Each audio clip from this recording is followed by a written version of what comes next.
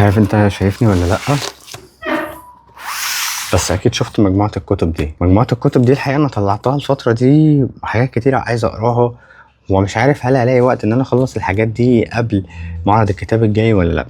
وعشان كده أسوة بفكرة شفتها على التيك توك للدكتور أحمد فهيم اللي كان عامل ازرع 100 شجرة من خلال ان هو بيذاكر، ومن خلال الابليكيشن بيحسب له وقت كل يوم، النص ساعة بتعمله شجرة تقريبا او الساعة بتعمله شجرة. فهو عمل رحلة ان هو يخلص ال 100 شجرة من خلال ان هو يحفز نفسه ان هو يذاكر.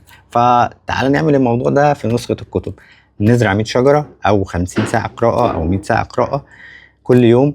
نحاول نعمل فيديو نشوف هنقرا فيه. انا اخترت الحاجات دي كلها في محاولة ان انا انجز الموضوع ده، فنشوف هنعرف نزرع ال 100 شجرة ولا لا في سلسلة جديدة زراعة ال 100 شجرة او قراءة الروايات دي كلها.